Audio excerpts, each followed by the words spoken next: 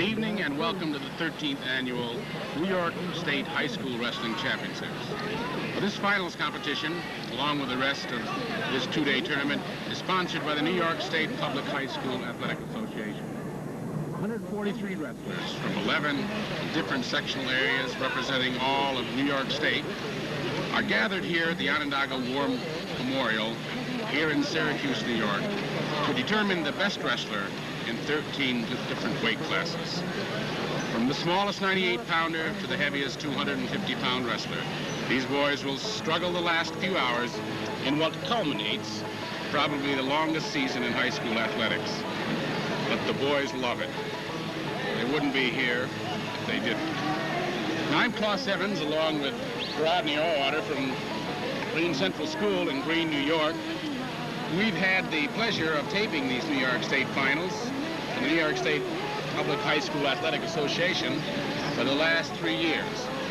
And it's a particular pleasure this year for me because we have with us here an expert, a person who I feel is an expert commentator, a man who is a legendary figure in the Syracuse area and a national hero to a lot of young men and women in this country. A premier running back in professional football, as this man claimed, but I think to many of us involved in high school and collegiate wrestling, he was the heavyweight wrestler. Two-time NCAA heavyweight wrestling champion from Syracuse University, and now with the Shreveport Steamers. Is that right, Jim? That sure is, Klaus. Mr. Jim Nance. Thank you. I think, Jim, one of the things that's on all of our minds is what's up next year for you as far as professional football? Well, a number of things have been happening since the season's been over, November 13th. A lot of people are afraid, and many ball players that haven't been paid, and some owners that are concerned about the status of the WFL. This WFL definitely is going to make it. They're going to make an announcement by the end of the month that this is going to happen, and there are going to be some changes, I'm sure, about the financial structure of the league, which has to happen because a number of people have made some mistakes, okay, and the burden's been put on other people who have a lot of money, but they'll get these things straightened out this year, and we are going to have a World Football League. Well, that's good news because I know that many of us followed it very closely, and particularly followed what you were doing, I guess, because this is our area and we relate with people who come out of our area. Here we are at the New York State finals, and this is involved with wrestling, an aspect of your life maybe that a lot of people don't know too much about. What was your most satisfying wrestling thrill, Jim? You must have some things. Well, really. Klaus, I'll go back for a second because I'd like to talk about wrestling just a little bit. Go back for a second because wrestling, the sport of wrestling itself was very important to me. I've done a lot of things on the football field, but I attribute some of those things, or the chance or the ability to do some of those things based on the sport of wrestling. Now let me define that a little bit. Wrestling is an individual sport. It's a one-on-one situation. You have no one to blame except yourself. And I think just the attitude that wrestling gave me, I'm talking about being in a one-on-one situation, helped me on the football field, made me more determined, it made me rely on my own ability as a football player rather than relying on the other 10 ball players that I had to play with. As a result, I utilized the 10 ball players that I was playing with to help me, but I relied on myself, on my own determination, my own ability to help me be the football player that I am. And I have wrestling to thank for that, and I love it. Okay, well, thank you, Jim Nance, and we'll be looking forward to hearing your comments during this final. We'll be back in just just a few minutes. And here we are, all ready to start the 98-pound weight class in the New York State Wrestling Finals. In this particular class, we got Mike Carroll from Section 3. He's on the left in your screen now. You see him in the white-colored outfit. And Charles Love from Section 1.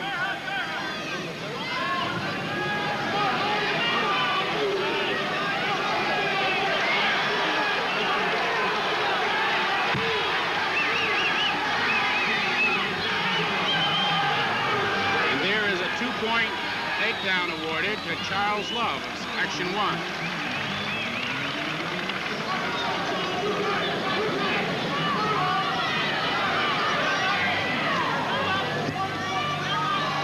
You know, Jim, these small guys can really move, can't they? I like looking at the smaller guys because they go, and go. It seems like they're just a ball of energy. Matter of fact, when I was coming through high school and college working out, I tried to make my own style of wrestling similar to theirs, and just keep moving and using some wrestling technique. You've got to win. Right. These guys do move though. Well, at this point, Charles Love is leading 4-0. He's had a takedown and a 2-point near fall. He used to call that a predicament, didn't they? They've changed it somewhat now. They've changed a number of things in wrestling. Matter of fact, some of the things I don't even recognize anymore, being away from them for 10 years. Looks like Mr. Love here is going to have a pretty tough ride. If I could comment on Section 3, last time I was here was about 3 years ago, and Section 3 just dominated everything. It's a little different this year, where things are more, even with most of the sections. Yeah, there seems to be a pattern throughout the state. We've got about 23 seconds left in the first period here, as the boys go out of bounds, and Charles Love still leads it 4-0.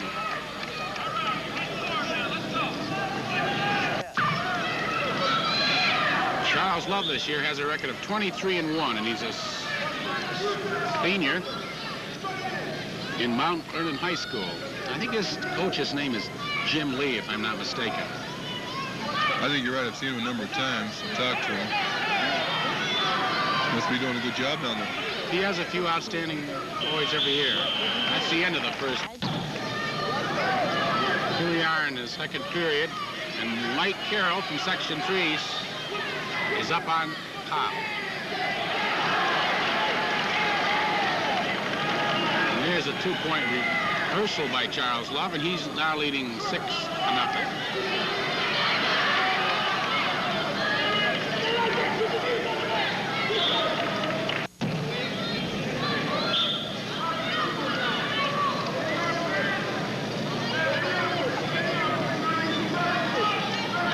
A lot of times I think about the conditioning these guys have to be in to wrestle like this, and every now and then when I get the urge, I'd like to wrestle myself, right? Then I think about it, I say, I'm glad I'm not wrestling again. It's a really a long, hard year for these boys. These boys are theoretically the two best wrestlers at their weight in the whole state. That's a great accomplishment. I personally feel that wrestling is the best conditioning sport there is, using every muscle you have in your body for 6 minutes. It doesn't sound very long, Klaus, but it is. Oh, here comes Charles Love applying a cradle. And he's awarded a 2-point near fall. He's leading at this point 8-0 with about 44 seconds to go in the second period. Very aggressive kid. Yeah, he really seems to be.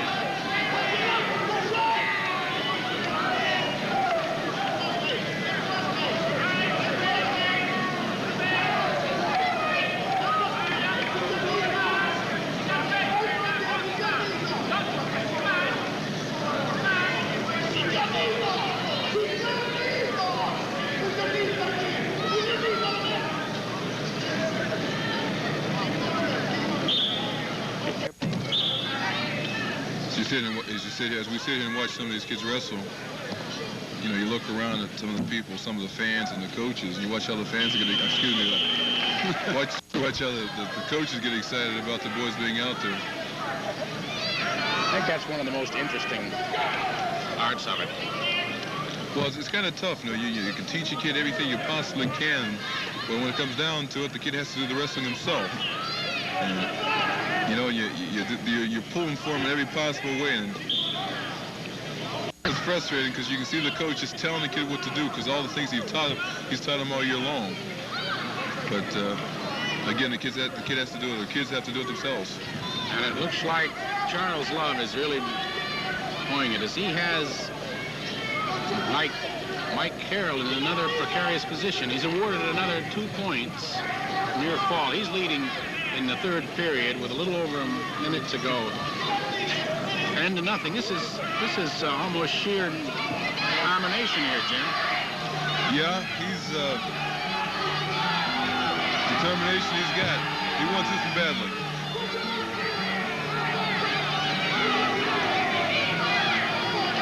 Boys who seems to know where he is. There's a 2-point reversal by Mike Carroll, but it comes with about 46 seconds left. Now he applies an arm bar as they go out of bounds. The crowd's getting a little excited because Section 3 kid managed 2 points, along with the fact he had a possible pinning combination ready. It was rather quiet for the first 2 periods.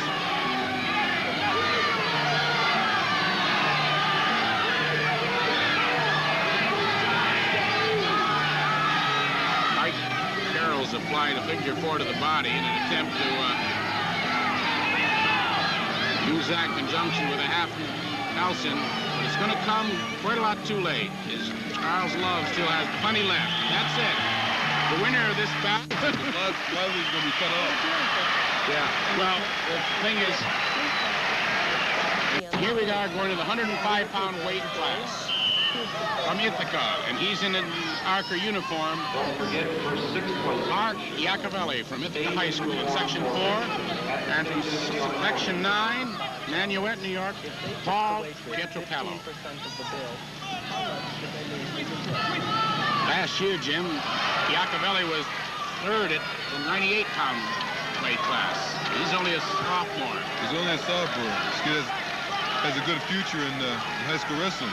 Is he in relation to the Iacovelli that wrestled at Ithaca College? Yes, he is, Jim. He's a nephew, I believe. That's oddly enough. I wrestled against Iacovelli when I was in college. That's right. That would have been Orlando, I think. Orlando Iacovelli, I believe. Right.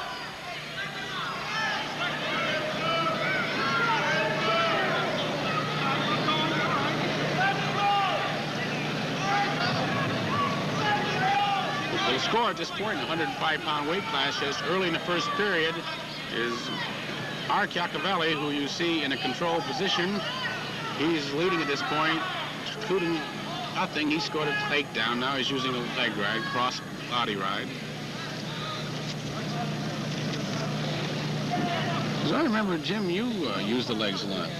Well, I didn't like to, Klaus, but every now and then I get in a situation where I couldn't avoid it, so I did. I always got a little shaky when I get in that position because I said, here I'm using these big legs and this guy, and we might have this might be it.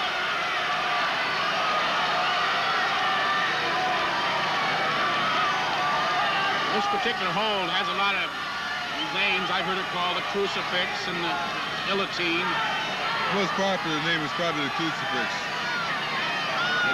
It really kind of puts the stretch on the abdominal muscles. That's the end of the... So the leader at the end of the first period in the 105-pound weight class is Mark Iacovelli, and he started the second period in the down position. Paul Pietropalo is at this point on top and in control. You can see he has number 9 right there on his... If I can just comment about that last position, last hold that Iacovelli had before he went out to Met. We did talk about it being a crucifix, and it can be painful. referees have to be careful about the fact that arm not coming back too far, because you can definitely hurt a kid, or a kid can get hurt being in that position. But it can be painful. I think it's interesting, Jim, that the officials really do seem to be concerned about the welfare of the boys. Oh, definitely. I think they've done a great job in looking out for the welfare, the physical welfare of the kid. You know, it's kind of tough being in this position, because you got to worry about the fans and the fathers and parents and the kid himself, the physical situation, and try to be fair. And you have to be fair, because that's the only way it can be. But sometimes no matter what you do, the fans are going to say I was a bad call and or whatever. As a matter of fact, I heard there was a situation here last year, Klaus, where one of the referees got into a little confrontation with one of the fans because of that type of situation. Yes, indeed. I remember that so well. There's about 30 seconds left in the second period. And Mark Iacovelli, this time, is on the bottom. He's leading in this bout, 5-0.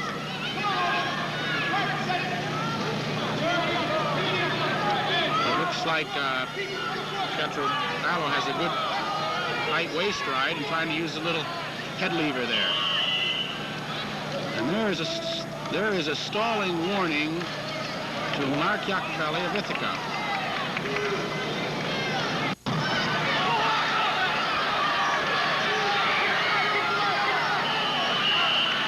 And at the end of the second period, Iacovelli still leads 5-0. Now we're going into the third period, 105-pound weight class. And Mark Iacovelli has position, and he's leading in this bout, 5-0.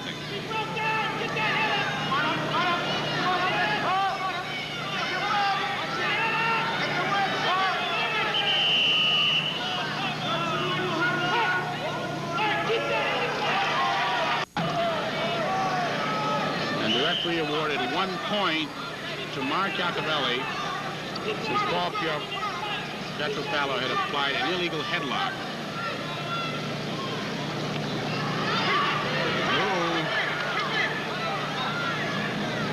One of the things I like to say about, I haven't, been up here in 3 years, Klaus. One of the things I noticed, and I noticed the same things last week when I watched the New England's in Massachusetts.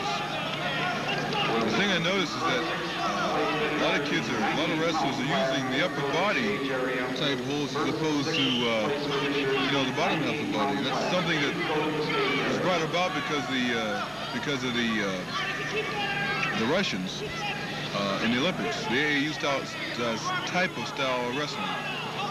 I think it's good myself. This kind of constant pressure to the upper part of the body all the time. Right. Well, they're using before, like when I first started out in high school and for a long time in college, people, says don't go upper body. You got to be careful because you're gonna get hurt. Or you're gonna not get hurt. I mean, you get hurt because of you might lose 2 points or get caught in the back. Right. Exactly. And now the good thing about it is, like, I like the upper body as long as you don't go overboard with it. And this is happening more and more, which I think is good. You're beginning to sound something like a coach, Jim. I tell you, maybe that'll be in the office someday. No, I love kids, and I like to run camps. But as far as getting into coaching, either football players or wrestlers, I don't feel I'd have the flexibility to do the things I'd want to do or have to do to be successful. And not anything wrong. It's just that, but I just don't feel that right now is I would want to be a high school or college coach. Well, this bout is just about over, Jim, and it looks like the winner here is going to be sophomore Mark Iacovelli from Ithaca, New York. He's going to win this bout 8-2. So here he is, the 1975 105-pound champion, Mark Iacovelli from Ithaca, New York. Okay, here we go in the 112-pound weight class. The final bout of the New York State High School Wrestling Championship. In the dark uniform, you have Howie Rabin from Section 8. And in the lighter color uniform with his back to you, number 11, Jeff Thomas from Section 11. Jeff Thomas goes to school in Huntington.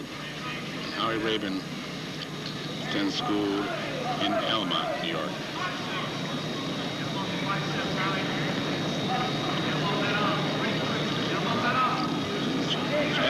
Jeff Thomas in on the legs. He was a 98-pound champion in 1974, and he's got a 2-point takedown. With about 1 minute and 4 seconds left in the first period, Jeff Thomas is leading 2-0.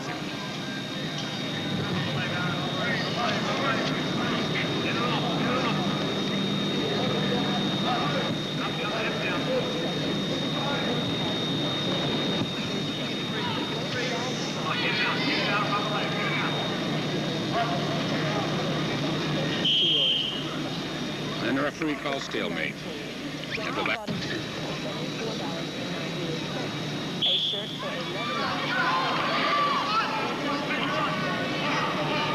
Jeff Thomas, section 11, controlled, and that control now is Howie Rabin gains a 1-point escape. And at this point, with about 21 seconds left, the score is 2-1. Jeff Thomas. Well, last year, Jim, Jeff Thomas was the 98-pound intersectional. That's the good thing about some of these guys. All of a sudden, the guy's at 98 pounds, and next year might be at 126. One of the things I was going to comment about is here you have two guys, the best two guys in the state, and sometimes you see a kid walk off because he loses, and I really don't think the kid should walk off with his head down at all. I mean, he hasn't lost. He's just number 2. Absolutely, Jim. That's a good point. I agree with you 100%. He just came in second, so to speak. Right. His bout's even. No points at all. Well, something will happen there shortly. These little guys. The score is.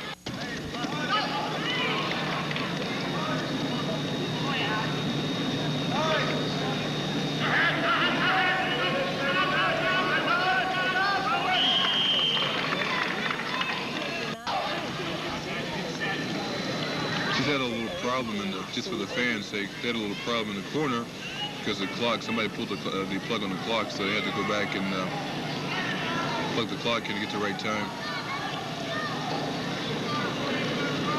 Well, if it's nothing more serious than that, Jim, we won't worry too much about it, but... No, matter of fact, just gives the wrestlers a little break. Well, we've got about 50 seconds left in the second period, and we've got a tie ball game. Well, almost. Spoke too soon. 2-point takedown by Jeff Thomas. And he's in the lead now, 4-2. Looks to me like Jeff Thomas is probably pretty good on his feet. He's getting into that leg very well. You'll see more.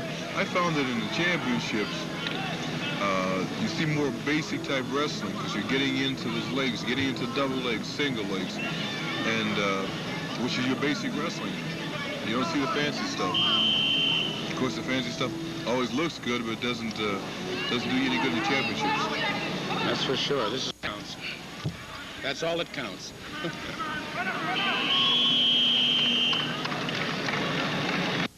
As we go into the third period here, we see Jeff Thomas from section 11 negotiating escape and get another point. He's leading in this bout, 5-2. I don't want to be. Jeff Thomas, Huntington, Long Island, against Howie Rabin, Elmont, Long Island.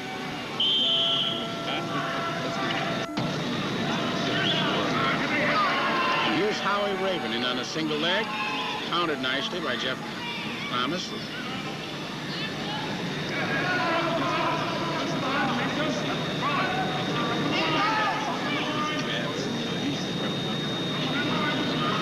The boys wrestle out.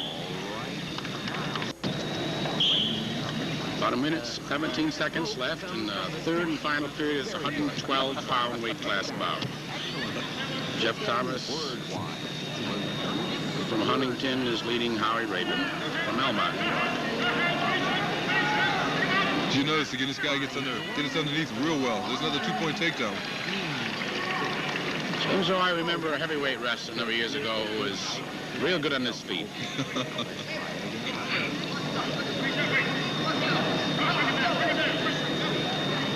Well, I think that was rather unique for him to see a heavyweight. Well, you know, plus, one of the things I practiced in high school and college was the fact that one of the things I practiced when I was in high school and college was the fact that I would do everything that the smaller guys would do: duck unders, throw-bys, working in quick to the legs, the whole thing. As a matter of fact, if I were a coach, if I ever did become a coach, I'd make sure my bigger guys did the same thing. The 67 pounds, 77, well, here in New York it's different than it is in New England, where they have 67, 77, 80, and unlimited. Matter of fact, I watched a kid in Massachusetts last week who is a New England champion, and he's picked to become an All-American. About 6'3", 240, very quick, very strong, very fast, and got underneath just like the smaller wrestlers, which I thought was great. And there it is, the end of the 112-pound bout. The New York State Intersectional champion, Jeff Thomas of Huntington, Long Island, Section 11. There's your champion. Very consistent wrestling. And here we go, into the 119-pound class. John Ciatoli. He has the straight down the side of the pants from Section 4, and Robin Scott from Section 5, and Robin is from Caledonia, Mumford. It's interesting, at 112 pounds last year, Robin Scott placed 4th, and John Ciatoli placed 6th. So both of these boys are back in the state finals, or in the state tournament, and are up a weight. This year, of course, they're in the finals. It's interesting to note that Ciatoli's coach, Frank Sordinsky, was in an automobile accident prior to their sectional finals, so he hasn't been able to see the boys either in their sectional wins and here at the intersectionals.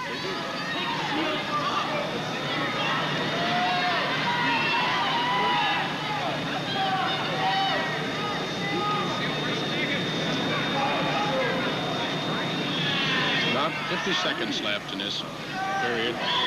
Scoring no score. The referee warns.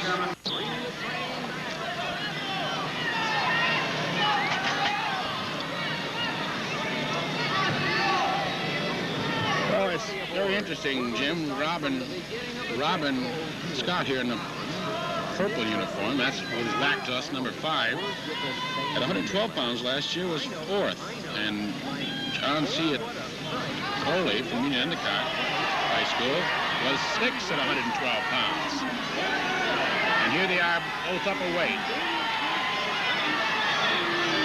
Now it's going to be a little tug of war. Oops.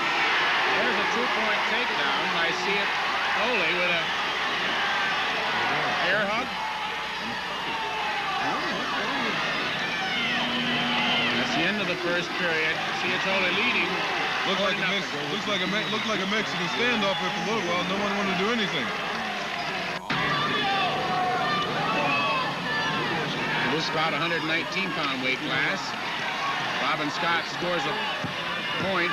Sometimes I wonder, Jim, it looks like there's a real war going on here, kind of like a game of war. Some of the coaches advocate letting that down wrestler up if you have a little lead. Well, I'm against that myself. It depends on how good you are on your feet, Klaus. Some guys will take a chance and they'll let a guy up, knowing or having all the confidence in the world that they can take the guy down again if they need to, or they don't have to worry about don't have to worry about the fact of being taken down. And sometimes that can be good, but some guys cannot wrestle points. Some guys can be out in front, they can guard at one point. A lot of guys can't, so you have to be careful who you are before you start giving away points. There's an arm drag by Ciatoli. He doesn't have control yet. Not yet.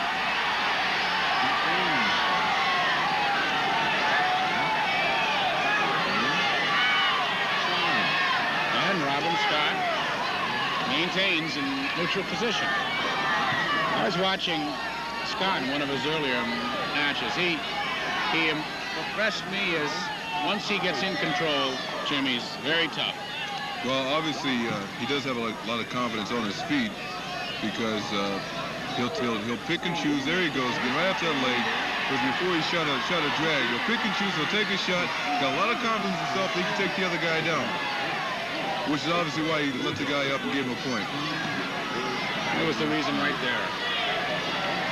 He'll take his time now. He's got 11 seconds. He knows he needs 2 points. There he goes. You got to be careful there, though. The referees awarded 2 points. It used to be, Jim, if you didn't have that head out, you wouldn't get your points. I know it. That's one of the rule changes that they made in the past couple years. Sometimes it can be a little hairy because you don't really have control, and sometimes you do. But in this case, it worked out good for kid from Section 4. The score now is 6-1 going into the third period. Robin Scott on top, starting a third period. And John Ciatoli escapes, and he's now leading 7-1. These guys were both at a lower weight last year, right? Yes, they were, Jim. They were down 112 pounds. You look at them this year, and no fat on them, very much in condition. And that's the reason they're here. That's right. We're assessed, we're warned for stalling. Now, John Ciatoli has been penalized a point. The crowd obviously didn't like that call. It's hard to imagine there's quite a few people here from Section 4. It's right. Not too far away.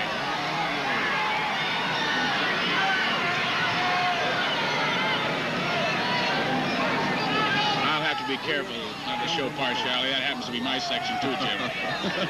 It's a good thing I'm from Pennsylvania. Very good move. That's a move. And there's a throwdown. A throwdown. Very good move. 51 seconds left. All right, the score.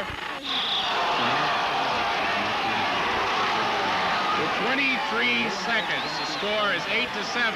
John Ciatoli facing you, Robin Scott.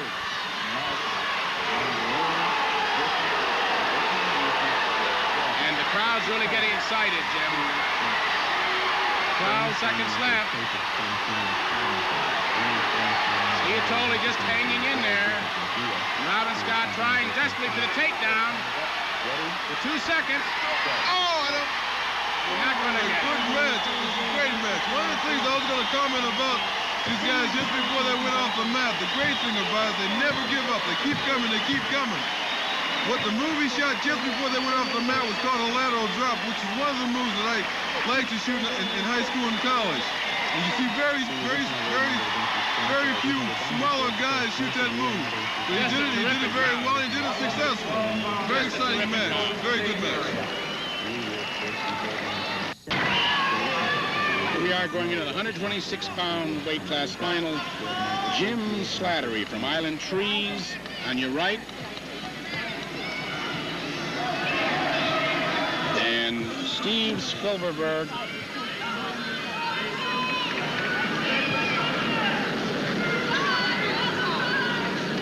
from Ramapo, Section 9. 16-year-old junior with a record of 34 wins and no losses. An overall record of 77 Section wins. 9, we see Steve Silverberg. Coached by He's with his back Texas towards us. High School from Section 8. Facing us, Jim Slattery. To the 126-pound weight class final.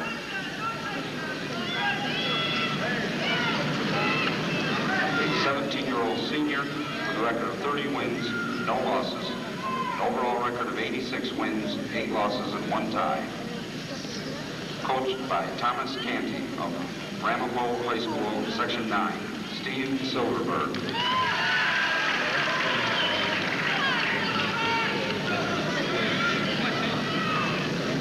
Steve Silverberg reached the finals by defeating Kevin Murray 6-4, and Jim Slattery reached the finals by pinning John Conway in 4-59. Slattery with his back to you now. It's Section 8, Steve Silverberg, with a stripe on the side of his uniform from Section 9. That was quite a match, Jim. I loved it, you know. That 119-pound bout. You'll see some exciting, like that's what we were talking about before. You see some exciting things. You know, the guy's leading 7-1. All of a sudden, scores 7-7. The guy that was leading is fighting for his life to save the match. I thought both boys did a very good job. Here we are in a 126-pound weight class with about 3 seconds left. The leader is Steve Silverberg at the end of the first period.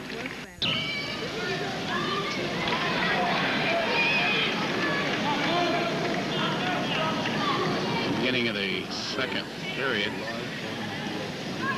Steve Silverberg with his back to you right there. Section 9 is leading 3-0. Looks like he has his ribs taped or something. Yeah, I was looking at that just a little while ago, Klaus. They're taped on one side, so it's not a rib injury. It looks like it must be a cut or something, because it's only taped. His one side is taped, the other is not. So the tape is not going around the body at all. You know, Jim, I didn't take a look at it that closely, but it's obvious that you did.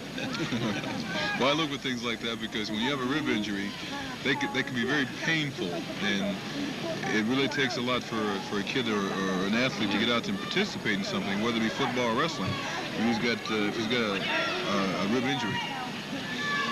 What would you say, Jim, was some good advice to pass on to parents of wrestlers? What was some...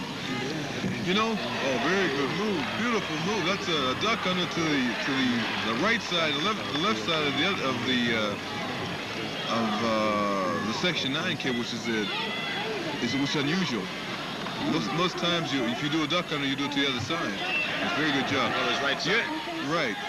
He did it like he was left-handed.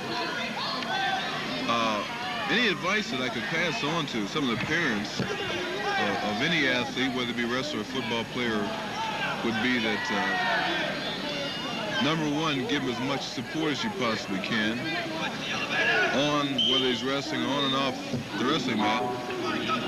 And I know at times it's kind of tough to see your kid out there, or whether it be wrestling or football, and wonder about him, or be concerned about the fact of him getting hurt. And you know, you're overly concerned about it. As a matter of fact, my father wouldn't sign my papers for me to play football because he was overly concerned about the fact of me getting hurt. And like I was talking to a young mother last night, and they have a 7-year-old kid, 7-year-old boy that wants to be a wrestler, and they're overly concerned about, you know, him being hurt. And as much as I say, and I have a daughter myself, as much as say you have to be concerned about it, but not overly concerned about it, because all you can do is, in some cases, support them and hope nothing happens. Because so many other things can happen. I was just going to conclude the class by saying so many other things could happen if they're not in athletics. Athletics is probably the greatest thing a kid could get involved in. When I was in high school, you know, I saw a number of kids out drinking and smoking, and now it's not drinking, now it's pot and a number of other things, marijuana. And I would rather, and I'm glad that I went to the route that I did, participating in wrestling and football, as opposed to drinking and getting involved in other things, because I could have been a hoodlum. You know, I might have been in jail or something else. So I think, you know, I thank my parents and I thank sports for me becoming the type of person, the type of athlete that I have become. That's the kind of testimony, Jim, that people like myself also have a number of children really appreciate. Well, we've got an even match here with 57 seconds left. I got to talking so much. 3-3. Wasn't looking at the wrestling. Very good match, a tight match. 126-pound weight final. Steve Silverberg on the right. Jim Slattery on the left. You have two guys that are pretty evenly matched. It's kind of tough at times because it looks like they're in a stalemate. We're getting a little tight here now. Now, this referee hasn't allowed 2 points yet. Now he allows it. About 24 seconds left. Steve Silverberg takes a 5-3 lead.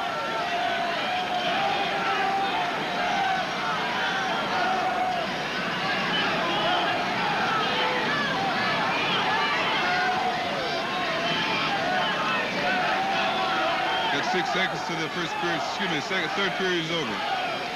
Till the match. That's the end of the bout. And so our winner in 126-pound weight class, Steve Silverberg, winner 5-3 over Jim Slattery. And now we're beginning 132-pound weight class bout with his back to you from Section 6 and from Pioneer High School, Doug Tignew. And he'll be wrestling with his back to you now, Paul Eddies, and he's from Nanuet, New York, Section 9.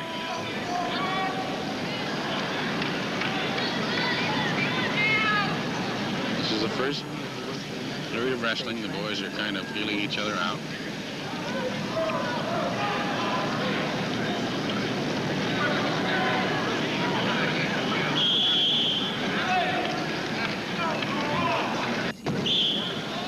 Been very lucky to have with us this evening. In case you didn't realize it, Jim Nance. Now we've got a 132-pound weight class here, Jim. Yeah, you're going to see, Klaus, you know, the guys are getting a little bigger now, which means they're getting a little stronger also. So you'll be seeing some strength moves here in a little bit. There we go.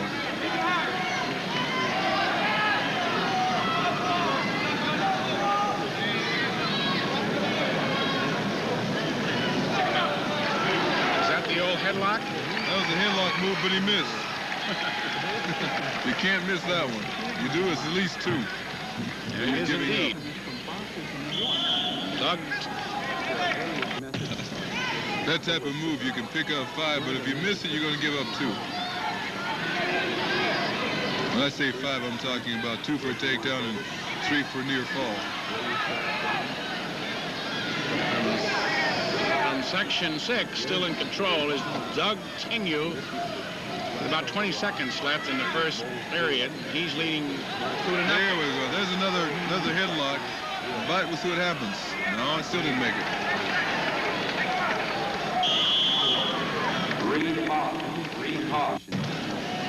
The referee looks like he's played a little football. Matter of fact, when he's walking back to start the kids, he was limping a little bit. And sure enough, a knee injury.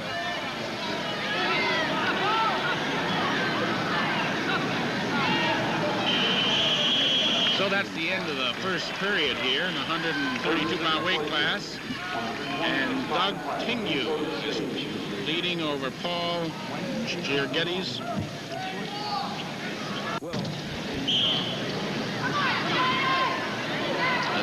The beginning of the second period. See, as I was telling you a little while ago, Klaus, you know, here's this upper body move where they're using a little more muscle, a little more strength.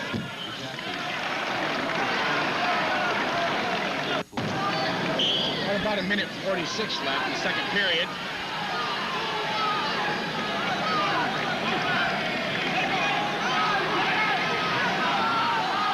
The score is 2-1. Doug Tignew. Section 6. There's your leader.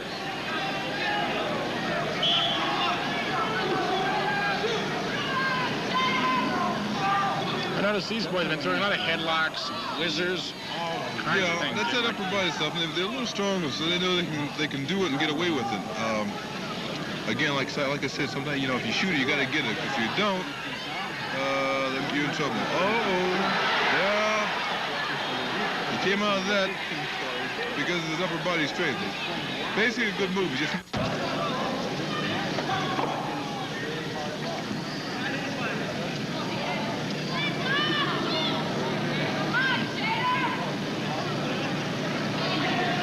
notice they've got a pretty good crowd tonight, Klaus. Enthusiastic. I think that wrestling in New York State has come a long way in just the Probably last 10 years, Jim.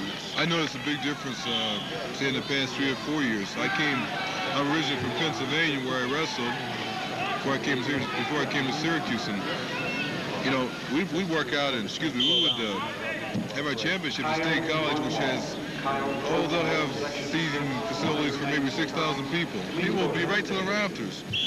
And you know, when I first came to New York, that wasn't the case, but it's made a big improvement as far as fan participation in the last, you know, especially the last 10 years, but more recently as far as the last 4 or 5 years. The place is almost crowded tonight, and I tell you, a lot of these people know a lot about wrestling. Oh, yes, indeed. They'll certainly jump on that referee and boo him when they feel he's made a bad call. I noticed that the boy from Section 9, Giorgetti's, really likes the upper body, the lateral drops, all of these things. He really seems right. He's been trying to work his opponent into a situation where he can get him to his back. But at this point, he's going to work for it now.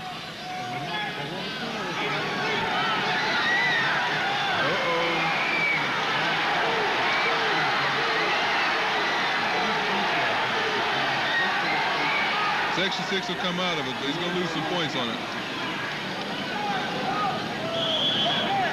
So with about 1:36, score is 3-3. All even. We've had some fairly close matches, Jim, in the finals so far. What's happening here is, well, you're going to see that normally in championship situation, because there's not going to be much difference in the 1 and 2 guy across the state.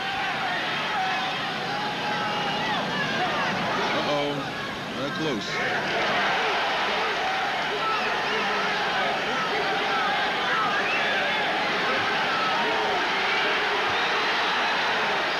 Probably the most devastating of all, the traditional half Nelson. Will always be around. Oh, Jim, they tell me that half Nelson was named after a lady. I don't understand that. We better explain that one to me. Maybe she put it on her husband too often, right? 35 seconds left in this bout. 8-3. Section 9 wrestler here, Paul Giorgetti's leading Doug Kingu. 3-point difference with 16 seconds to go. What do you think is going to happen? It can still be turned around. I hesitate to say.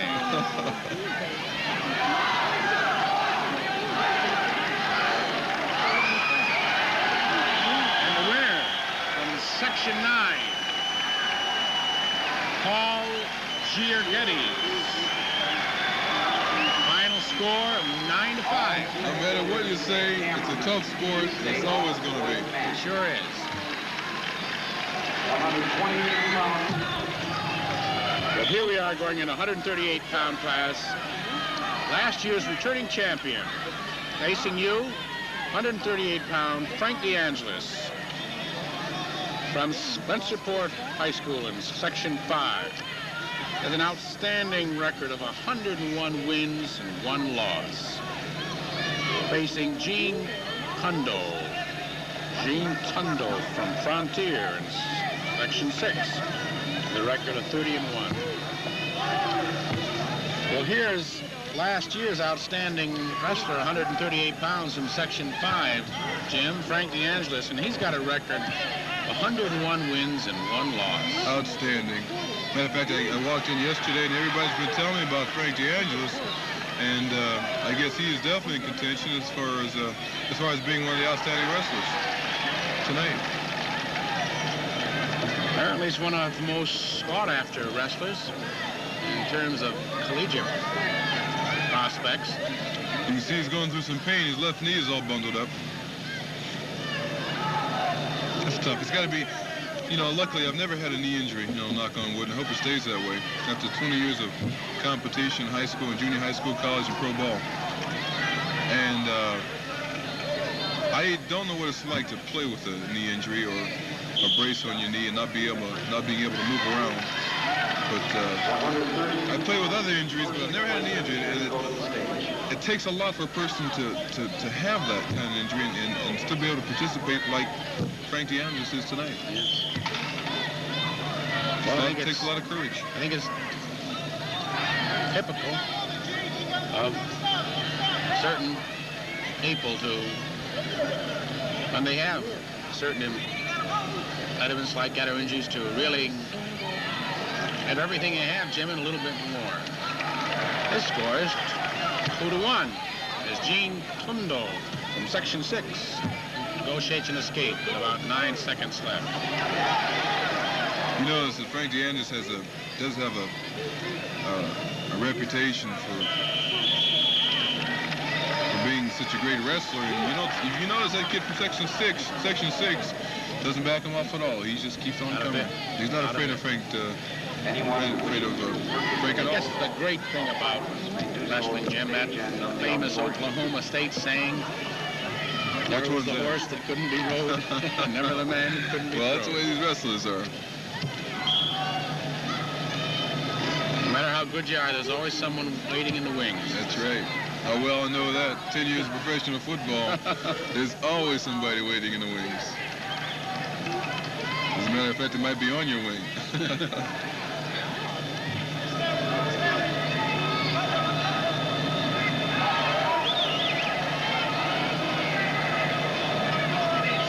I've been coming to these intersectionals about 11 or 12 years now, Jim, and it never ceases to amaze me how, like you were saying before, the wrestler here from Section 6, Gene Tundo, is not in the least bit odd.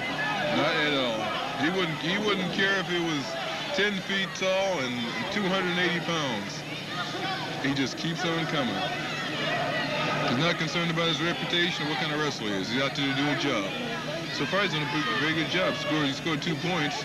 During the season, this season he won 35 matches and 34 more pins, right? That's right. And it's outstanding. He scored 2 points on him already. And it's not going to be an easy match just because he's a good wrestler. This score with about 50 seconds to go in the second period. 4-2, Frank DeAngelis. He's in there again. He is a strong boy, Jim. Yeah. He's got a lot of desire. Oh. Smart wrestler, though. Takes his time. He doesn't rush anything. Picks the kid up, takes his time bringing him down. Use his head.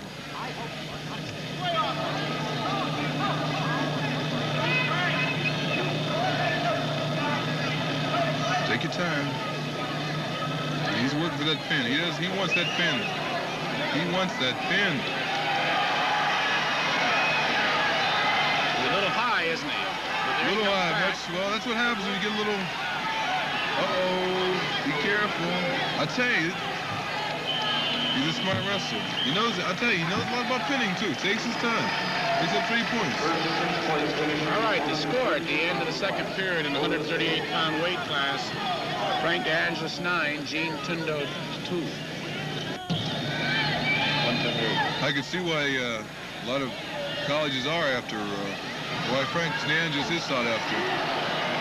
It's unusual. Figure 4 around the head. He's a scrapper. He's a very aggressive scrapper. Stays in there, hangs in there. A lot of determination, a lot of desire.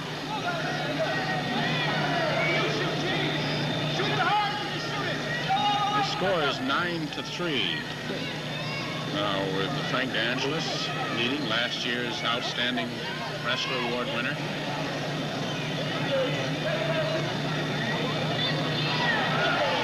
A guy like Frank DeAngelis could give your opponent's coach an ulcer. No matter what you do, the guy's got an answer for it. Well, I think it's important. Jim, something you pointed out again earlier, we can't mention often enough that these boys come to win. Even if they're number 2, they come to this final to win. That's right. There's no disgrace being number 2 because, like I said, you're the 2 best guys in the country. Excuse me, 2 best guys in the state. Got about 47 seconds left in the third. Then you heard about the thing in Syracuse, right? Yeah, you look at Frank D'Angelo. See, he comes in this match just with all the confidence in the world he's going to win it. He's got a lot of confidence in himself for a young man.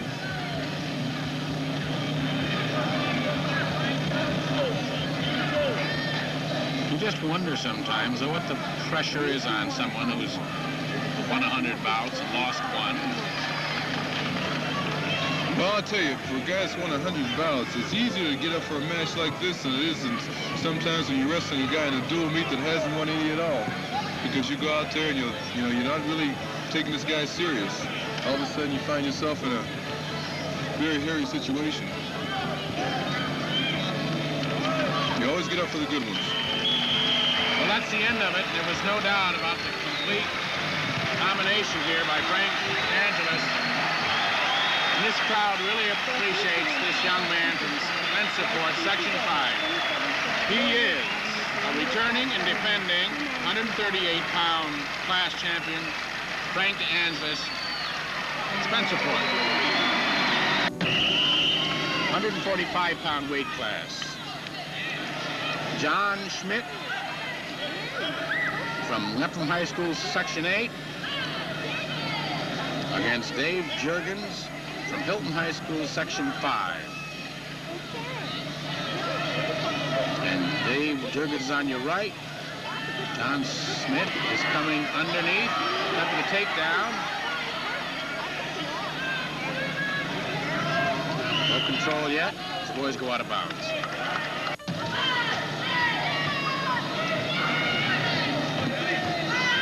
Speaking of records, Jim, is John Schmidt, who was just taken down, has an overall record of 95-5. Outstanding. The whole event's been run very well. Very organized. Everybody knows what they're doing. Well, I think when they first started these intersections, Jim, they kind of tried to be very diplomatic about it, and they would have it on Long Island one year and upstate, and then back to Long Island and up to Rochester. Yeah, just leads to a lot of confusion. Yes, and they really found in Syracuse, and people at the War Memorial and this Section 3 seemed to be so adept at it. It seemed to be a real central location. They kept it here. Yeah. It's very good. They do the same thing in Pennsylvania for the states. You know, they have sectionals and districts and regionals. They do three different areas, three different ways before you get to states. They'd be at different areas until they got to states, but states would always be at State College. I guess for the same reason.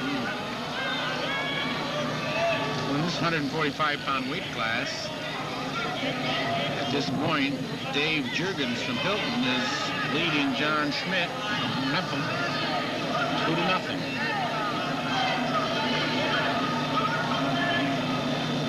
Maybe I can talk to WFL to get getting some of those type of uniforms. Colors are exciting. Yes, they are. I wouldn't imagine that. The color, what happened to WFL, excuse me, Shreveport Steamer, their colors were going to be something very fancy and very outstanding to symbolize the effect of the WFL. What happened, we didn't get our organization started until late, so we had to adopt our team colors after the Green Bay Packers, which I don't particularly like, but they're there now, so they probably won't change for another year or two.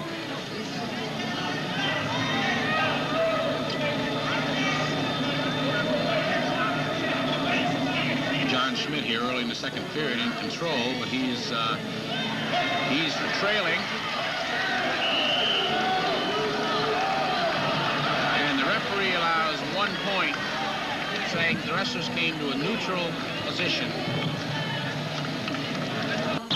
Sometimes the coach isn't too happy about that call. But that's why you have 3 referees out there. That's right, and that's interesting, the edge of the mat. That seems to be where there's a great deal of criticism of officials, but I wonder, that's really... Well, I'll tell you, it's a good thing they do have three referees out there, because when you're close to the edge of the mat, it can be a little hairy, and you can't... One person's judgment on the edge of the match should not determine should not determine the outcome of the match. Again, which is the reason they have 3.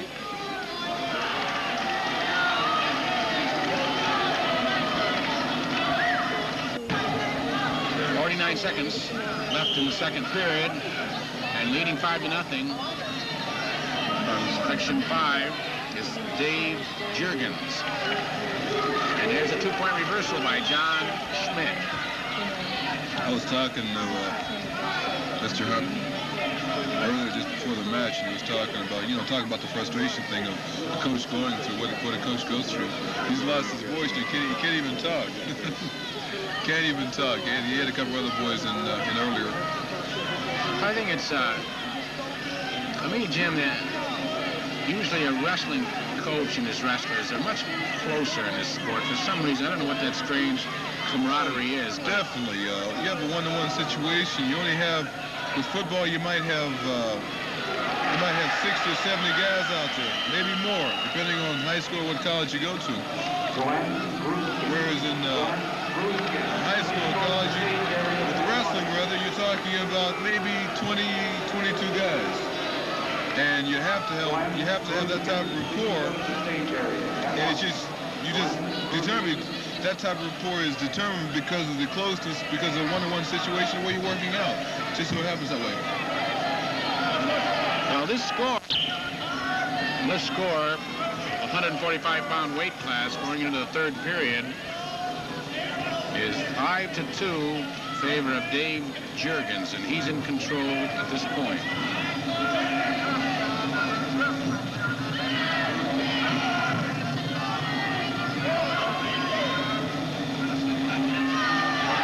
And again, he has Schmidt on his back. He seems to have a tremendous sense of balance, this boy from Section 5. Seems to know just where he is. Yeah, he just sits back and the other kid makes a move and he, takes advantage of the situation. And he's gained another 2 points. He's leading 11-2 at this point.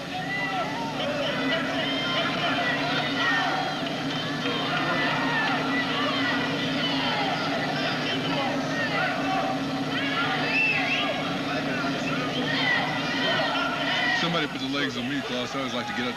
I was always hoping I'd be close to the edge of the mat because I could roll out, hopefully. Couldn't stand those legs being put on me. Didn't happen very many times, but every now and then it did.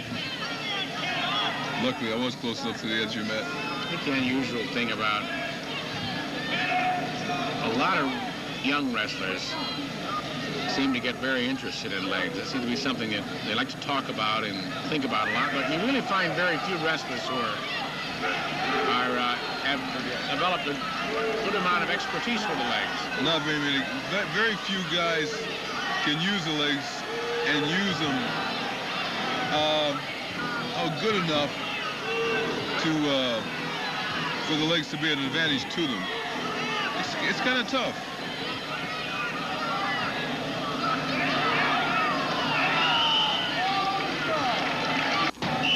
With about 2 seconds left. There's your winner, David Juergens from Section 5 in Hilton, defeated John Schmidt from Nephilim 8-4. I think I'll go hand out some trophies. Okay, don't forget, April 5th, qualify.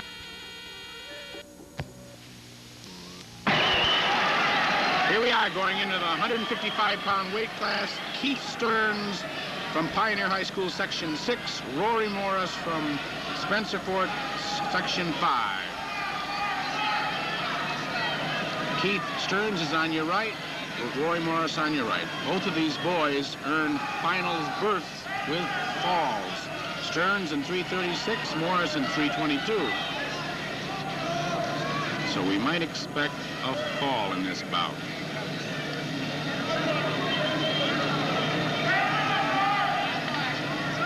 Stearns has an overall high school record of 107 wins and 11 losses.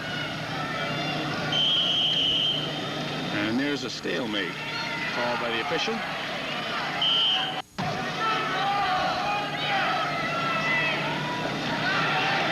Well, Jim, this boy in the light-colored uniform, Keith Stearns, has a record this year of 36-0, and 35 of those wins have been pins. So, both of these boys earned their way. How's his opponent done? because... Well, he has a record of 22 wins and about 4 losses, I think, or something like that. But he's both got good wrestlers, yeah.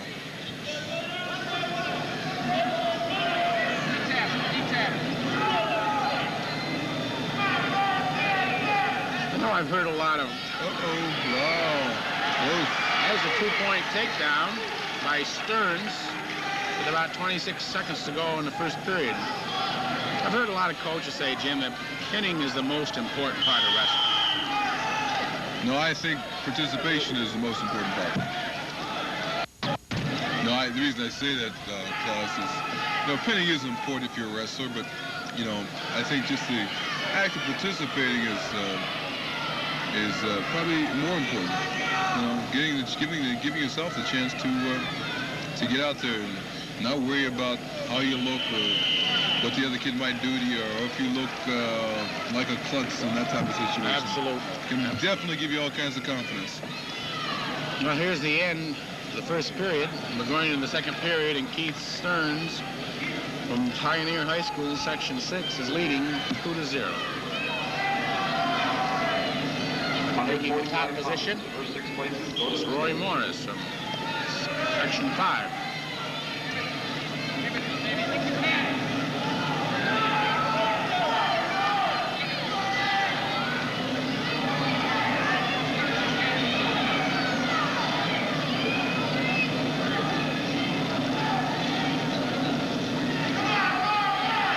And here is a cradle by Roy Morris.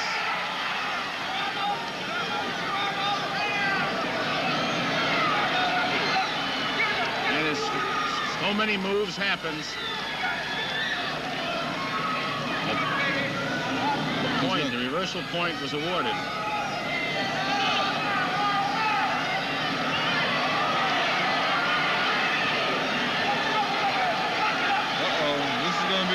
This is gonna cause a problem.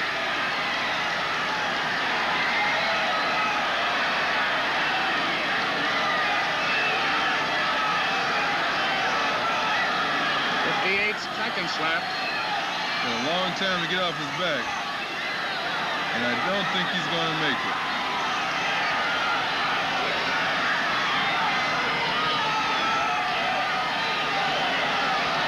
He did. I was right. When a guy has as much pinning experience as Stearns, when he gets a guy in that situation, he has him right there again. He doesn't very often let him get out of it. If he made it the first time, we'll wait and see. There it is. You predicted it. With 15 seconds left to go in the first period, in the second period. Outstanding match. Outstanding. Looked like he might be in a little trouble, rolled out of it, and did a good job. Did a great job. Keith Stearns continues his winning ways and pinning ways. It's a good feeling. It's a great feeling. Good feeling of accomplishment when you walk off a mat like that. He did a very good job. 167-pound weight class. Section 6, Chris Lawson, with his back to you. From Section 7, Len Gadway. Len Gadway has a record of 28-1-1 and 22 pins. And he pinned his way through the semifinals. He goes to Whizzer. And the referee says, you're out. You'll take him to the middle and start again. 167-pound weight class. Chris Lawson again and out of leg. Len Gadway reaching through to the far leg. And Len Gadway is not yet.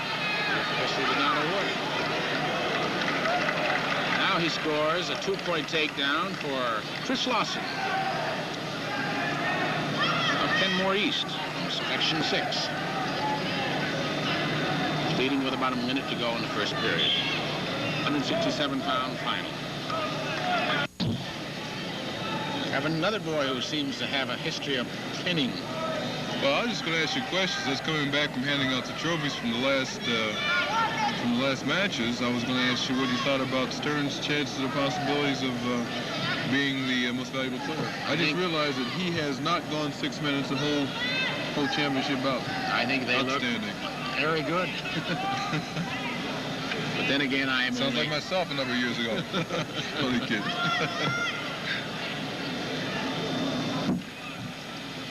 Well, this is Len Adway underneath from Section 7, and then Chris Lawson from Section 6. Yeah, I think we're going to stop the bout here.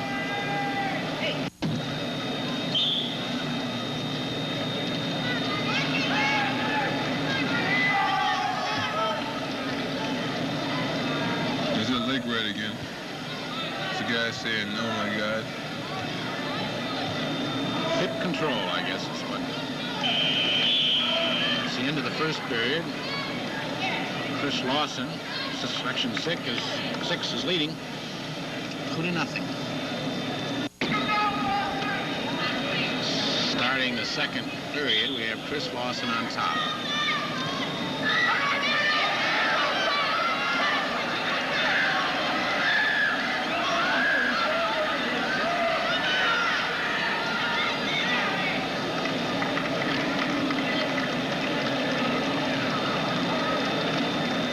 Leading now 5-0 after that 3-point near fall. Then Jimmy seems to be another boy who has that ability to react to different situations and just kind of let the other boy do all the work. I'll tell you, that's the mark of an outstanding wrestler. You know, you take your time and let the other guy make the mistakes and just catch him. Very much of an opportunist. Very sensitive to what the other guy's doing. You know, he just feels what he's doing and just sits back and, you know, and takes advantage of situations. He's an outstanding wrestler already, and he's even going to get better. It's amazing how these guys are 16, 17 years old, and 2 or 3 years from now, they're in nationals and they're doing the same thing that they're doing right now. How do we look for the next couple of years in terms of international wrestling? Well, that's, you know, oddly enough, I haven't been associated with AAU wrestling that much. So, matter of fact, I know a guy in Boston who's coaching the Olympic team, the AAU team. His name is Jim Peckham, and I'm not that familiar with the international wrestling. I mean, I'm strictly up till now, I've been strictly an NCAA wrestler, observer, a fan, and I'm beginning to get into it, so I won't make a predicament at this point because of my inexperience of, you know, international wrestling. When I come back in next year, then I'll give you a predicament. Please come to the head table. About 23 seconds left in the second period, and Chris Lawson is leading at this point 7-0. He's on top in control. He's used that leg ride in the leg positions very effectively. Very much so, and that's all he's used the whole match. Obviously, very good leg wrestler. 155-pound first 6 place finishers. Go to the stage. Entering the final period here in the 167-pound weight class bout. Glenn Gadway, Section 7, versus Chris Lawson from Section 6. At this point, Chris Lawson is leading 11-0. It looks like his chances of increasing that lead are pretty good. Chris is way out in front right now, and he's just going to protect. He's going to try for a pin. He's got nothing to lose. No matter, there's a very slight chance of anything happening that could turn the thing around completely. So he's just going to push for that pin, take his time, with 1 minute and 12 seconds to go.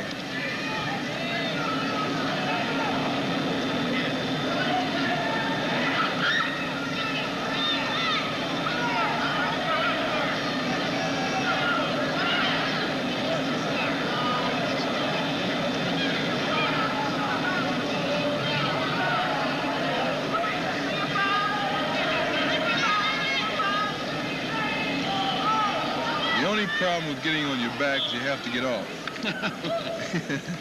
So my solution to that is if you don't get on your back, then you don't have to get off. Of course, there are a couple of people in my hometown, a couple of kids in my hometown that weren't able to get off their back. We call them canvasback.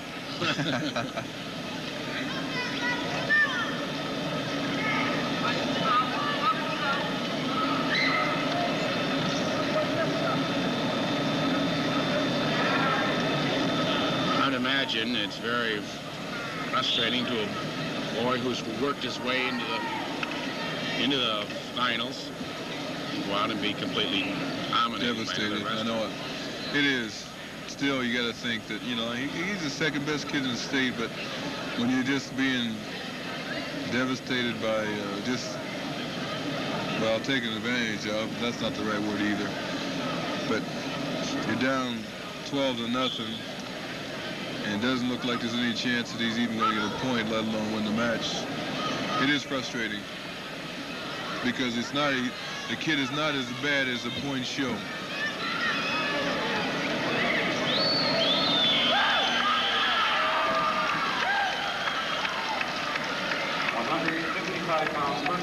And there's your winner in the 67-pound weight class, Chris Lawson from Kenmore East, Section 6. 177-pound weight class, Joe Ladowski from Section 11. It's John Kaminsky from Section 4. Section 11, Joe Ladowski, John Kaminsky with his back to you in a dark tights. John Kaminsky from Section 4.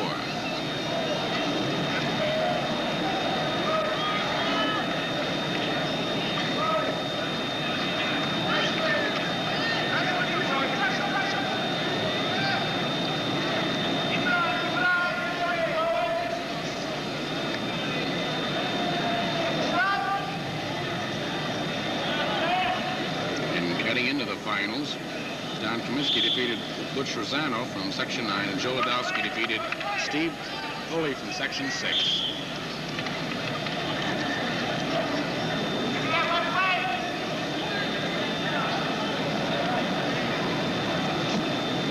It's 177 pounds, John Kaminsky in red, and Joe Ladowski from Section 11. What's his name again?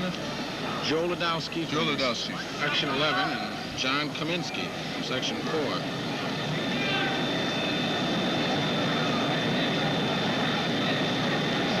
Unfortunately, we're about coming to the conclusion of the program. 2 more weeks to go, right? Right. Cut that out.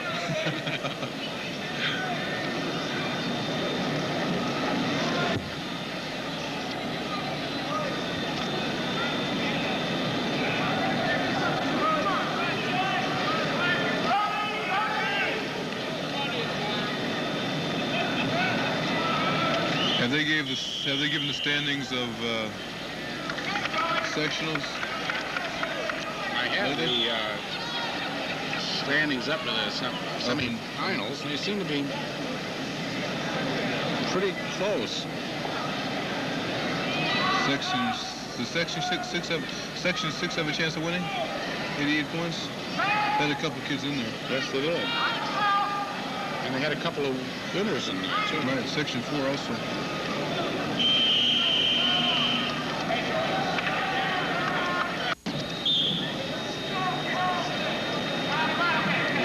Second period now with no score in this 177-pound weight class match.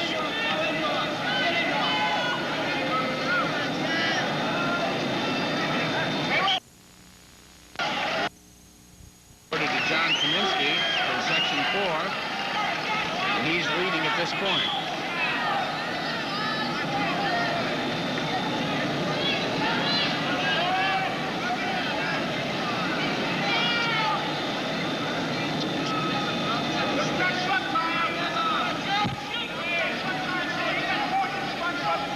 Really isn't too much happening. It just, well, it starts. So every now and then, these guys will take, these guys,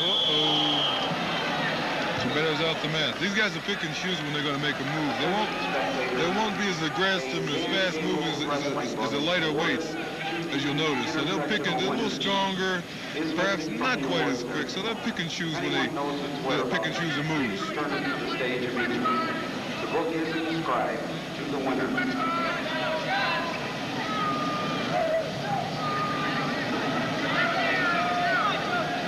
A lot more, as you mentioned earlier, a lot more of the upper body moves. Right. Well, this is a good move. Nice shrug. Very good. That's a lightweight move.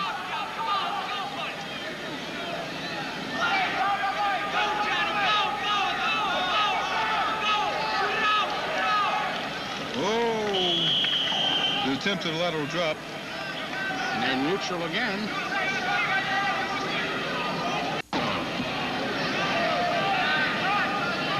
In the second period.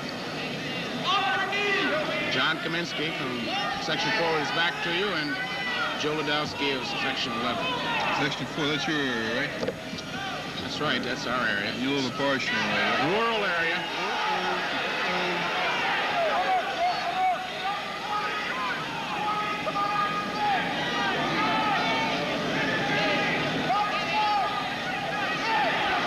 Very good, quick move. Ladowski gaining 2 points, leading at this point 4-2. The Section 8 chairman, please come to the head table. No, I noticed, nothing negative about the wrestling in New York, because I think they've come a long way, and from what I understand, it's going to improve a lot more.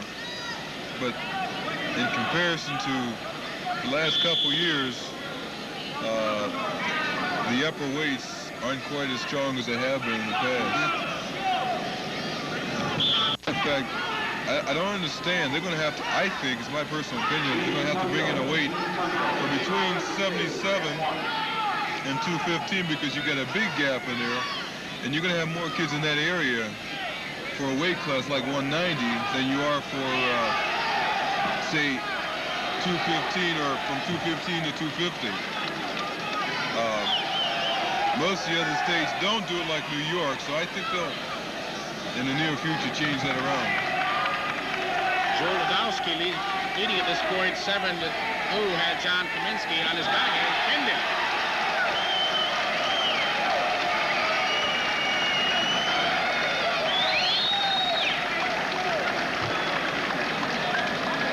And there's your winner and champion at 177-pound weight class, Joe Ladowski from Section 11. It looks like there's no doubt that this match, right? All the way. Here we go in a 215-pound weight class. John Cable from Lowville, Section 3. Jeff Blatnick from Section 2, Niskayuna. Jeff Blatnick in the darker of the two uniforms.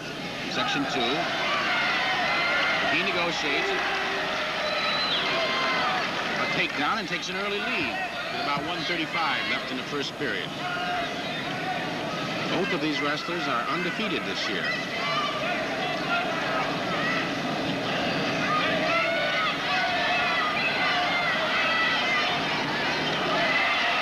There's a reversal. 2-point reversal by John Cable from Lowville, Section 3.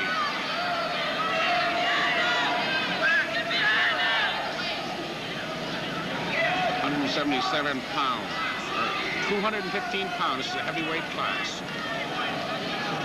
John Cable from Lowville, Section 3. Blatnick from Niskayuna, Section 2. 3-2 is the score. Skate in a neutral position for Jeff Blatnick from Lowville. He's leading at this point, 3-2.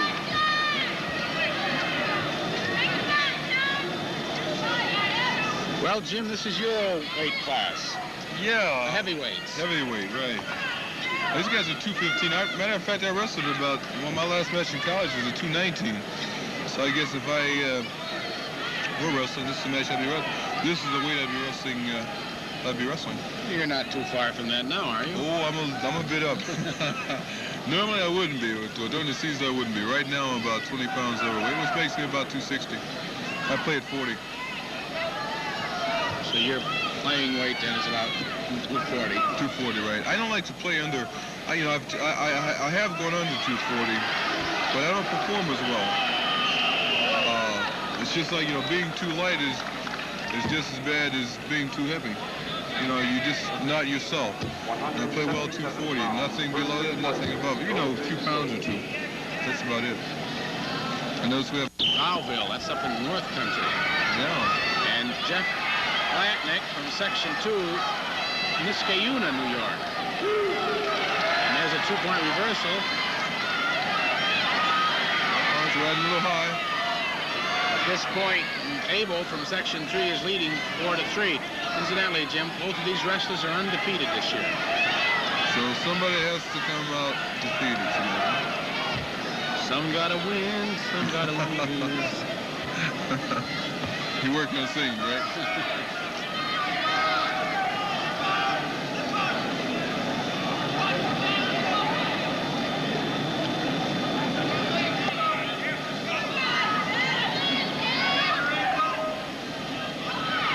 Interesting what you mentioned about the heavyweights and the boys in the upper weight. These boys from here, they don't look too large for 215 pounds. They don't look like 215 pounds at all.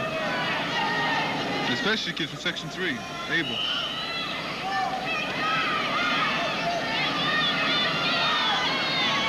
Well, at this time he's leading 4-3 over Jeff Blatnick.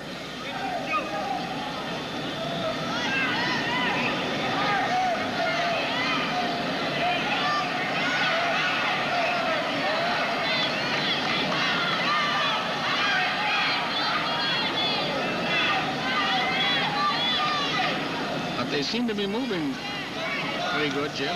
They're fairly active.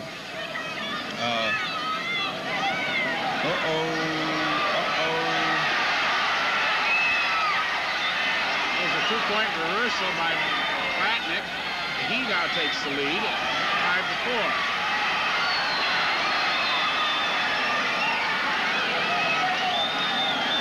Looks like a little spaghetti out there.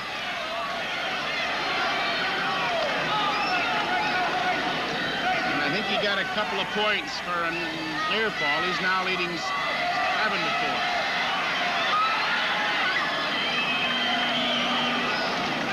And there's the end of the second period. This match could go either way, Klaus. They're very close, and if one just happens to make a mistake, the other guy's going to capitalize on it.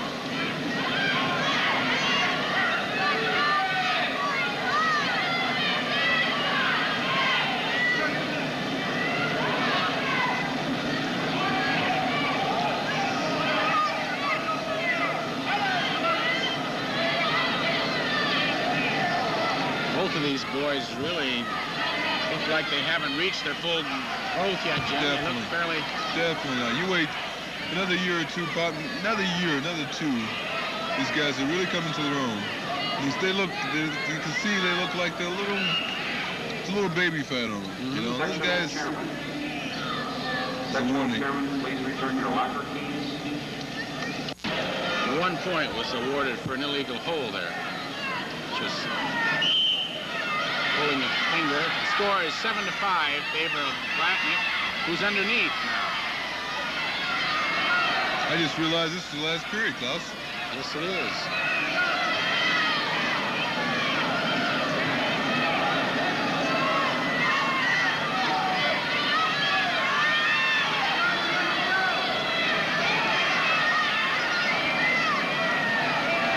It's gonna get a little more active now. David's going to pitch for 2 points. He's riding. The only way he can get points is to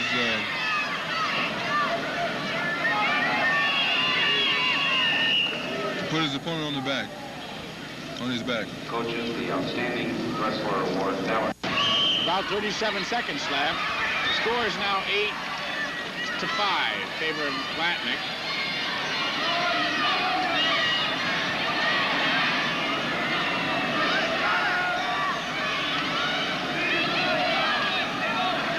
seem to be any control there yet. No, not yet.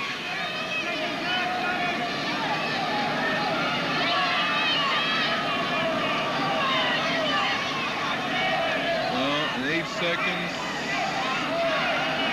4 seconds.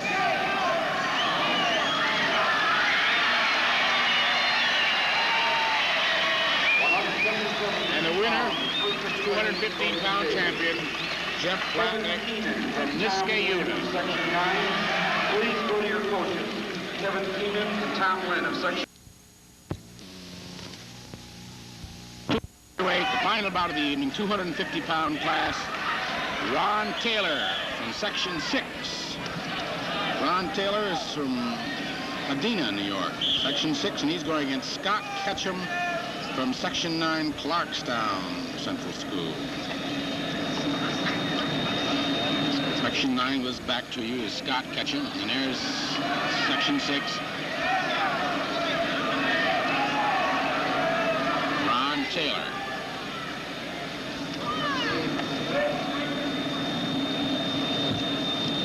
This is the final one in the evening. The entire team from Section 9, please go to your coaches.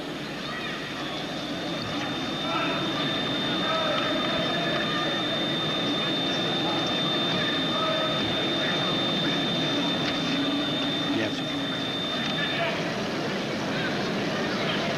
So, there's a 2-point takedown by Ron Taylor from Medina, Section 6. He's leading with 56 seconds to go over Scott Ketchum from Section 9. And he's using an arm bar. And the referee will watch that closely. Ron Taylor on top and in control. Attempting a half Nelson. An arm bar. Wrist lock. 26 seconds left in the first period. Oh, the heavyweights, right? The super heavyweights. The super heavies. Ron Taylor from Section 6 on top. Scott Ketchum from Section 9.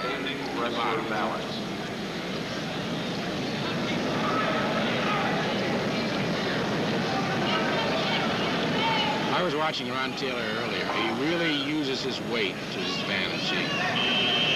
He knows how to use it. No, I think that's very important with heavyweights. I've seen a lot of... Most definitely, because a lot of these guys are strong, and with an added, you know, if you're a little heavier, you have an added asset, which is your weight. So if you have it, you might as well use it. Beginning of the second period, Ron Taylor has a down position. He's leading 2-0.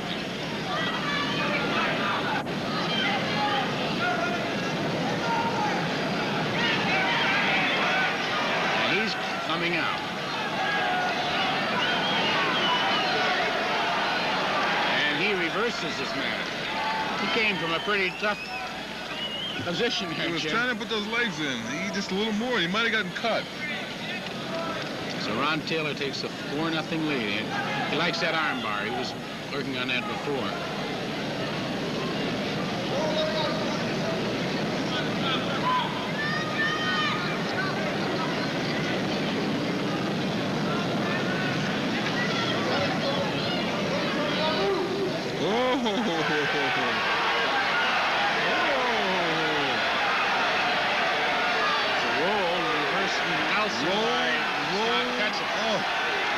You gotta be careful about that. The bigger guys are vulnerable to those rolls. 58 seconds left in the second period. Almost seemed like the roll had gone out of business there for a while. Well, the bigger guys, they ride a little. Oh, There was a fall. They ride a little higher, and they're very, very vulnerable to their roll. The winner will fall, Scott Ketchum, Section 9, in the 250-pound weight division. And we'll be right back in a few minutes when Jim Nance makes the presentation of the most valuable wrestler in this tournament, 1975 Intersectional High School Championships. Coach, I'd just like to say congratulations on the well-deserved victory. Thank you. Okay, very good.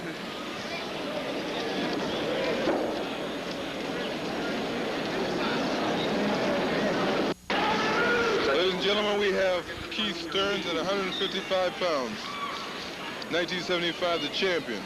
Pioneer High School, Section 6. He has won 46 bouts, 35 pins, right? 36. 36, all right. Most of them by pins, okay. In this match, this total between yesterday, last night, and today, he has not gone 6 minutes, right? I don't think so. Congratulations, you haven't. Very good. Thank you. How does it feel to be the New York State champion in 155? Great. Feels real good. And matter of fact, you have the dual situation becoming the champion in 155 and also being the most valuable player. Real good. Those were good. You don't have to say much, right? Do you have any plans for going to college? Yeah. Where, I don't know. You have no idea at this point where it's going to be. Okay, I'd just like to say congratulations and thank you for doing the job you did here between last night and tonight. Thank you. Thank you again. Thank you, Keith. Here's the trophy. Section 3, please come to the head table. Congratulations. Look at the camera. Let's go over that way, man.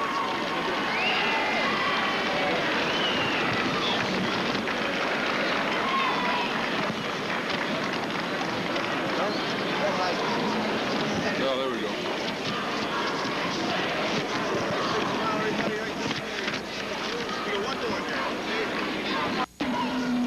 Well, Jim, this brings to a close another great year in New York State high school wrestling. I'm kind of sad.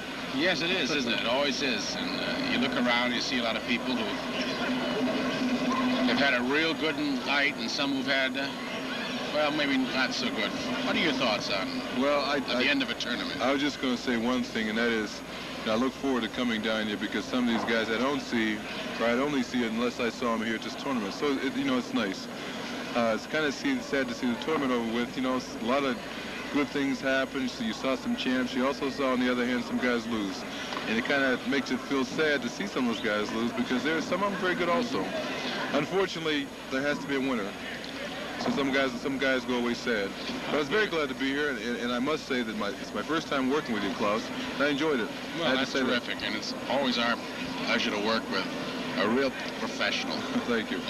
Thank you. So this is Klaus Evans, and Right. this is Mr. Reed Hawk. Right. I've got Dick Post with me here, who is indeed the coach of Pioneer, and the second year in a row he's taken home the team championship. So Okay. Klaus, have a few words with Dick. Congratulations. Okay, Thank you very much.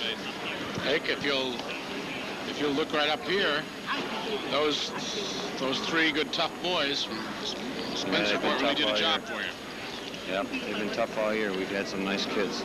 I suppose maybe that Frank, you might have expected, he possibly might have taken the outstanding wrestler. I'm not the Spencerport coach. I'm the coach from Pioneer. All right. Oh, well, he'll get it straight sooner or later. He'll be down here in a minute, probably. Okay. But we had a boy that won the outstanding wrestler, Keith Stearns. Keith Stearns, that's right. I don't think that was really much of a surprise, though, to you? Was that? No, well, I don't know. It's tough to say, but I'm glad that he won. 36 bouts, wins and 35 pins. 35 pins. He's a And tough kid. he certainly was very impressive. Does he have plans for the next? Well, he's got a lot of people looking at him right now, a lot of colleges looking at him right now. I'm pretty sure that he'll find someplace. That's good. Well, it was nice to have you come down. Okay, thank you very much. Dick, thank you. Well, I guess we're getting just about to the end of another tournament. This has been the 13th annual New York State Intersectional Wrestling Tournament. Coming here on March 7th and 8th, 1975 from the Onondaga County War Memorial in Syracuse, New York. It's been brought to you by the Green Central School, Channel 7, Audio Visual Department. Rod Allwater, Director.